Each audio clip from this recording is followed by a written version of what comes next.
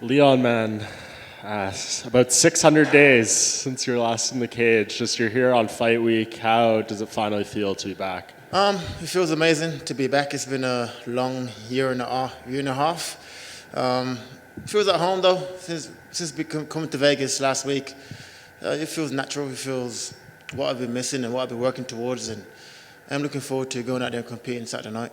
Yeah, and this obviously has been an extremely turbulent road for you to get here. At what point along the way did you kind of just accept that a lot of craziness is going to happen, maybe some disappointments, all these kind of things, and just not let it maybe control your emotions? From the first cancellation, when I meant to fight Tyron Woodley in London, my first headline show back home, and when the show got cancelled on the Sunday before the fight, I was a bit frustrated, and as I was trying to get another matchup, trying to travel, the world was still in lockdown, so I thought, you know what, let's use this time to improve my skills. Let's use this time to refocus myself and get better, and when time comes, I'll be ready to fight. And that's what I've been doing over the last year and a half, just improving my skills, improving my mindset, and I am looking forward to competing Saturday night and showing the fans what I'm improved on.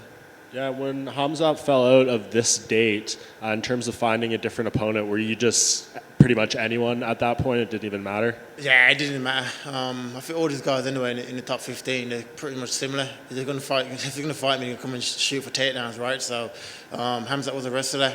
Belal is similar. He's like a wrestling background. And so yeah, once Hamzat fell out for the third time, I thought, I'm not waiting again for another reschedule. Let's go. And Belal stepped up. The first option obviously was Kobe Covington. UFC came to me, said, would you fight him? I said yes. Went to him, he said no, and went down the list. Everyone was either injured or they turned the fight down, and Belal stepped up. So Belal's the opponent we've got now. That's who I'm focused on right now, and I'm looking forward to competing against him. And you said you spent a lot of the time obviously working on your skill set, of course. How different of a fighter are you? I mean, are we going to see a very different product out there than we saw against Rafael dos Anjos? Yeah, 100%. I have grown leaps and bounds since then. That's 2019, it's 2021 now, and when you're out of camp as well, you get time to grow and learn. As when you're in camp, you can't learn as quick because you're only preparing for a certain style of opponent. But when you got time to just do everything, striking, wrestling, jiu-jitsu, and just cover it all and have time to not rush it, I've learned loads, and I'm looking forward to going out there and competing.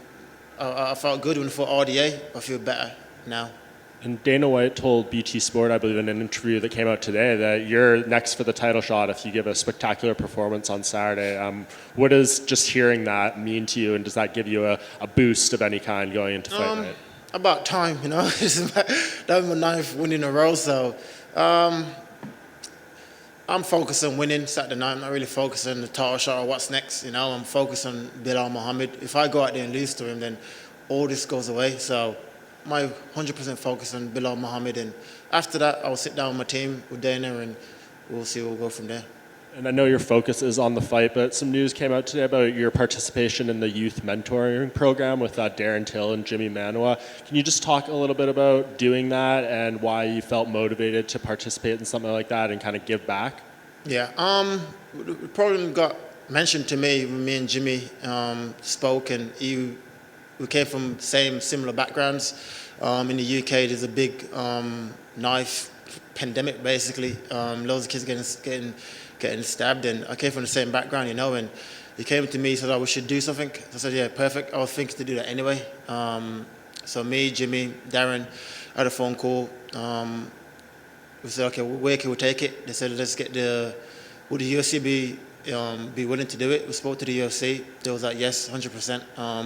They want to be involved," and we have partnered up with Team Legacy. It's a big organization in the UK for charity that's already doing it anyway, with like kids with like probation, kids that's involved in knife crimes, and this is very close to me. I've lost a friend last year on Father's Day. He got stabbed in his neck on the Father's Day, and he died, you know, and that even pushed me more to want to be involved and want to help change. You know, you probably won't be able to change the whole UK, but if you can change one kid's life at a time, it'll be perfect. So this partnership with Legacy will help hopefully save some kid's life. And I'll be there teaching martial arts. Jimmy, Darren, we're going to be there. My coach is going to be there teaching martial arts. And so it's a close thing to my heart. It's important to me, and I'm looking forward to it. I know you and Darren have kind of had your moments in the past, but the fact that you can kind of unite for a greater good like that, what does it kind of say about you guys both? Yeah, exactly. I think he'd been involved. He'd been stabbed before Darren, I think. So it means a lot. It means a lot for the UK to have the two biggest stars in the UK pushing this and trying to help back and trying to give back to the kids that came from where we came from. You know what I mean? So I respect Darren, and I think he respects me as well. Leon, just to continue on from this, what does your role in this exactly look like? Do you tell kids, like, look, you don't need to carry a knife, you can study martial arts, or do you just try and find them an outlet to put some rage into? What exactly are you trying to tell these guys? Basically like a mentor. I'll be there on feet and ground, teaching the classes, talking to the kids. The UFC help us to provide kit for the kids, like gloves, shin pads.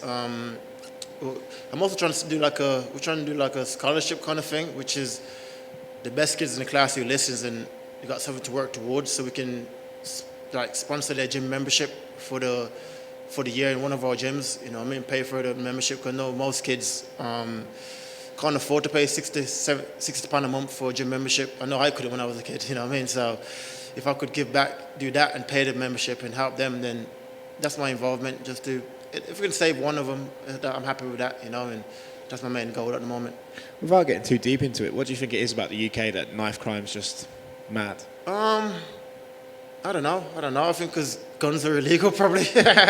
Like, for example, the States, there's a gun problem, right? So in the UK, because guns are, it's legal, it's there, but it's easier to carry a knife. You can go to your kitchen, get a knife, and stab someone. And I think as well, most kids are doing it out of fear. It's not really the bad kids, it's that they don't want to be stabbed, right? If you go to a neighborhood or to a school where there's gangs, and if you're not in a gang, then you probably get robbed or wherever it is, you're going to bring a knife out of fear to not get robbed or not get beaten up. And I think that's when I speak to kids that I know, that's what it is. It's more of a protection tool more than I'm just a bad boy want to stab people. Do you think it becomes a thing where it's like, well, I know everyone else has a knife, so I better carry a knife as well? Basically. When I was a kid, I used to carry a knife as well. You know what I mean? And obviously my life is totally different now from where I was. But yeah, I think most people carry it out of, like you said, I don't want to be stabbed. I don't want to be, so I'll carry one for protection. Going back to the fight game, do you just not want to hear Khamzat's name anymore? Like, you know, it's been rescheduled so many times. Are you done with that? Like, until he can show that he's able to compete again, are you just over it? I think most important now is probably his health, right? I know he's going through bad COVID symptoms, like after effects, and I'm focused now on the world title. After going out there and beating Muhammad, that'll be 9 wins in a row. That's the third most in the whole promotion history, you know. So I'm looking ahead towards the title. But like I said, I wish Khamzat good health. If he works his way back up, have some good fights, and I'm sure we're going to meet down the line. He's young, I'm young, so we're going to meet one day. But at the moment, I'm focused on being a world champion. When he dropped out this last time, and you heard that news, how bad did your heart sink? How bad was it? I felt like I thought God was cursing me. I was like, what the hell's going on? But as soon as I spoke to the UFC, they said, okay, we want to keep you in the card, which was good, right? Because before in December and January, they was like, let's reschedule straight away. So when I spoke to them, they're like, okay, we want to keep you in the card. We're trying to find your opponent. The opponent first, when mentioned, was Kobe Covington. They came to me, I said yes. They went to Kobe, and he said no. So went down the list. Wonder Boy had an injury, so he couldn't do that date. He wanted to do it like in summer or something. I said, I can't do summer. That's like 2-3 years off. I can't wait for that long. Then Belal Muhammad stepped up. So this is the opponent we got. He's a tough opponent. He's durable. So it's a good fight. Without getting too deep into it and without getting too personal, like financially, you haven't fought for ages. Yeah. Did you just need to fight in March? Like, I need to pay? Nah, I save my money good. I'm still spending money from like 4 fights ago. You know, I don't really spend money like that. I get paid from sponsorships. I got stuff to do at home. You know what I mean? So I'm not really. That's the reason why I was able to hold out for that long, to try to find the right opponent. I weren't in a rush. As if he was in a rush, you had to fight, right? And the reason why I wanted to compete in March was the time was just dragging on. I couldn't wait for that long to. I'm young. Like I said, I'm only 29 years old. So if I wait till summer, I'll be 30 in August. I can't wait for that. You know what I mean? So that was it really. I wanted to compete. Just realised you're younger than me. That makes me. A couple of more things. Were you surprised Covington turned down the fight? No, he's a social media fighter.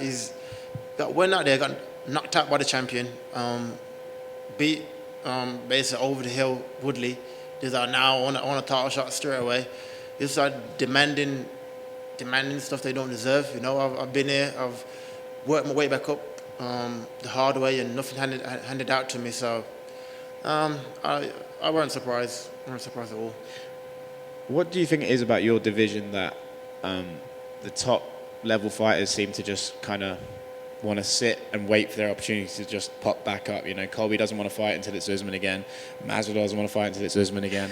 It's like they feel they have a name value, so they just wait for that opportunity to sort of just show itself again. What is it like? It's Why? just a division of divas, right? They think they deserve stuff, and when you don't, you just got beat for the title. I don't understand. They're like a whole bunch of like little sissies, and I'm the only one that's in the top five that's taking this kind of risk. You know, when Hamza come on the scene, all the top guys are, I ain't fighting him. I'm too high ranked. I'll be like, okay, I'll fight him. Yeah. Belal Muhammad, number 13, I'll fight him. I'm showing these guys that I am willing to compete, and I believe I'm number one. If I believe I'm number one, it doesn't matter who's number 2 and 3. So you can slide one in, put one in, and it doesn't matter. And that's my mental state with the fight game. If you believe you're really number one, what does it matter who's next and who's 1, 2, 3, 4, 5? Just give me a fight. If it makes sense in my career, then I'll do it. And then last thing for me, Masvidal says, you know, he's fighting Usman in September. I don't think that's official yet, but it looks like they're going to do the Ultimate Fighter and then fight later in the year. Are you prepared to wait out for the winner of that? Because that might be next year before you get to fight again. Yeah. Or do you want to just get another one in, try and keep some momentum going athletically? Yeah, for sure. I'd like to fight summer probably. If they do make that fight, then I'll look to fight someone else. I'm not looking to sit out again for another year. So we'll see. Like I said, I'm focused on Belal Muhammad. I'll go out there, take care of business, look good doing it. Then we'll see. I know the fight ain't been made yet, so there's still options to slide me in there, you know, and so we'll see. It's the Colby fight. That's the one, right? Yeah. Just touching back on to the UK for one question. When you look at the UK now, what would you say, how would you describe the current state of MMA in the UK? You talked about yourself and Darren Till being 2 of the stars, but you know, in the past, the UK has always been a very strong pool of fighters. But when you look at the UK right now, where do you feel that it fits in the sport? It's up there. It's 100% up there. Got, like I said, me performing, Darren that's on this card as well. It's up there. We've improved leaps and bounds, especially the wrestling. Back in the day, it was UK guys can't wrestle and blah blah blah. You know what I mean? So to have a guy like me going out there and out wrestling RDA and people like that, it proves to the world that we're up there when it comes to martial arts, and Saturday be another proving point again. I go out there, I'm going to beat Belal convincingly, stop him, and we'll keep rising from there. I'm looking to be the second world champion from the UK, and so I am happy with the martial arts in the UK. It's working for me, it's working for my team, so it's all good. And taking another look back at this time away, what has been the biggest challenge that you found that you forced yourself, that you faced? You talked a little bit about the financials and what you did to take care of that. Yeah. I think you touched on a little bit about the mental side of things and what you were doing. What was the biggest challenge that you sort of faced in this time away? Probably just not being lazy, right? Because it's easy to be like, I ain't got a fight coming up, I can just chill. You know, that's probably one of the biggest things. I got to give thanks to my coaches for keeping me in the gym, keeping me working, keeping me focused, and that's probably it. Really, not being lazy. With this year and a half, I've been in the gym every single day, been improving every single day, and I can't wait to show it. I felt great, like I said, when I fought RDA, and I feel better now. So I'm looking forward to going out there and fighting.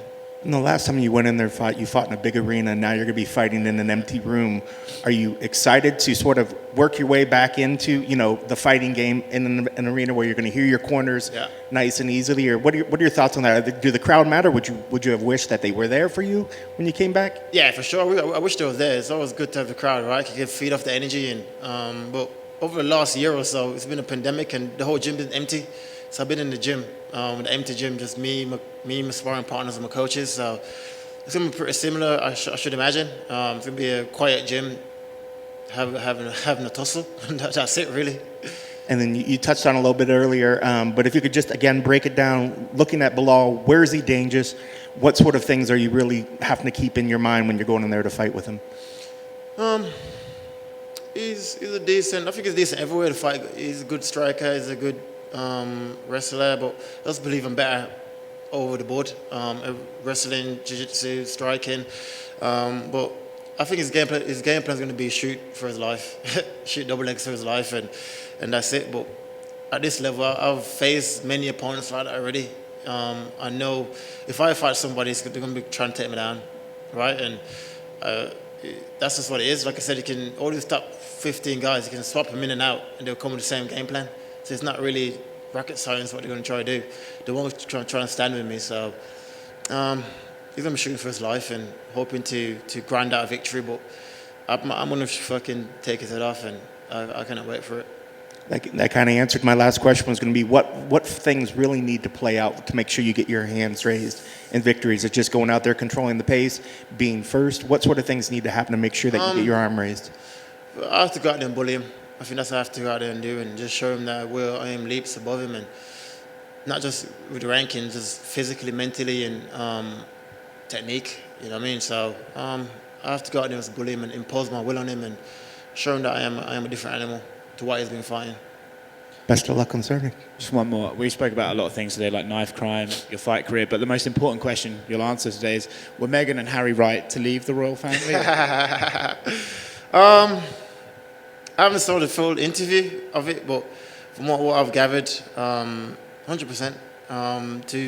For Harry anyway, he look after his wife, right? If once you get a wife, that's your family now, and he's got a kid with her, and the UK has got a little underground racism. It's there, you know what I mean? I know people trying to ignore it. It's called the Daily Mail, I think. Exactly. Ignore it like it's not there, but it's there. And like I said, I wished him well, and that's it.